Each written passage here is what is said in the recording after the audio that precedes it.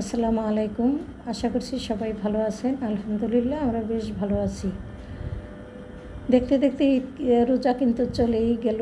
আসলে একদিকে খারাপও লাগছে আর অন্যদিকে ভালো লাগছে এই ভেবে যে রোজা শেষে ঈদ আসবে, খুব আনন্দের ব্যাপার। সেই সাথে বাড়ি যেতে পারবো, সবাই মিলে একসাথে আনন্দ করতে পারবো।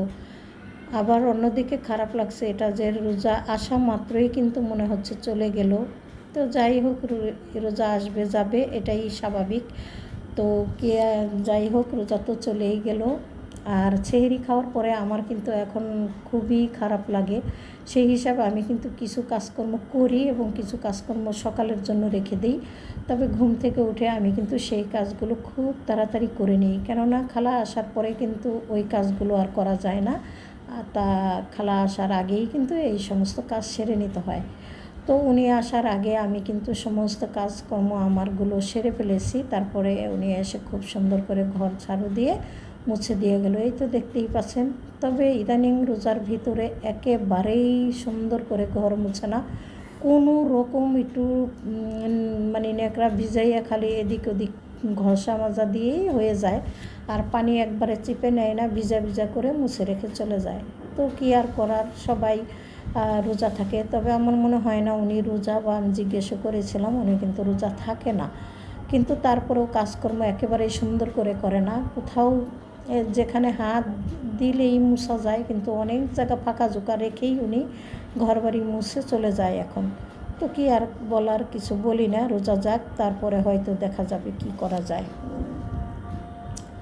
তো এই যে ফ্লোরগুলি কিন্তু উনি যতদিন যাবত মোছা শুরু করছে একবারে কালার ডিসকালার হয়ে গেছে। আর আমি মুছলে কিন্তু খুবই ঝকঝকা তকতকা থাকতো। তবে আমার পক্ষে তো আর মোছা সম্ভব না, একটা বুয়া তো অবশ্যই রাখতে হবে। আবার ওনাকে দেখি কি করা যায়।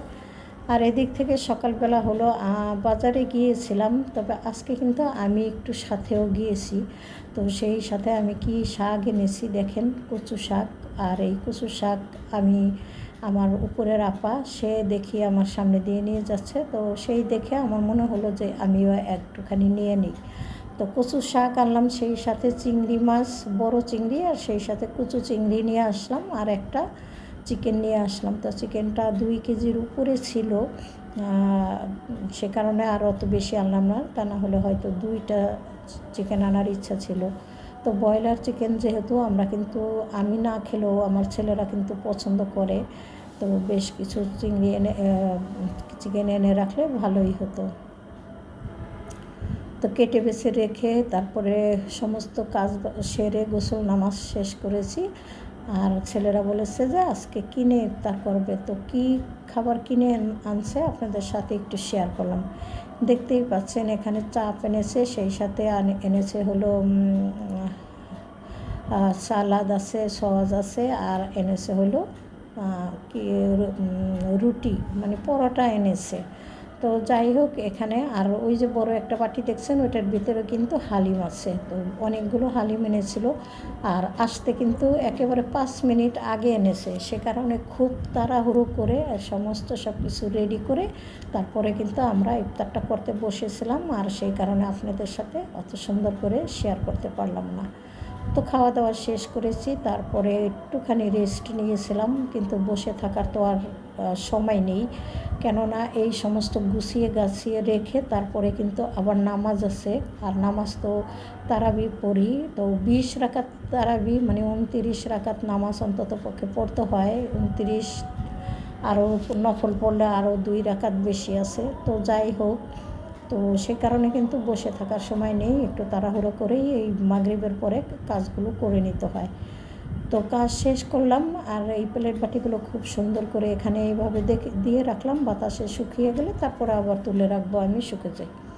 তো এইভাবেই কাজ আজকে করলাম। আর সামান্য ছোট্ট একটা ভিডিও আপনাদের সাথে শেয়ার করলাম, ভুল ত্রুটি হয়ে থাকলে ক্ষমা সুন্দর দৃষ্টিতে দেখবেন। আর সেই সাথে সাবস্ক্রাইব করে আমার পাশে থাকবেন আশা করছি। ছোটোখাটো ভিডিওই আমি আপনাদের সাথে শেয়ার করতে পারবো, রোজার ভিতরে অত সুন্দর করে ভিডিও আমি করতে পারি না।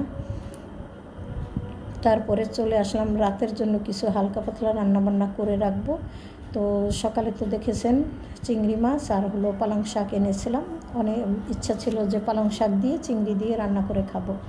তো বড় চিংড়ি দিয়েই কিন্তু আমি রান্না করেছি। আমার মনে হয় ছোট চিংড়ি দিয়ে রান্না করলে বেশ ভালো হয়। আসলে যে কোনো শাক বা ধরেন করলা ভাজি বড় চিংড়িতে অত বেশি একটা স্বাদ হয় না, বড় চিংড়ি ভুনা করে খেলেই ভালো হয়।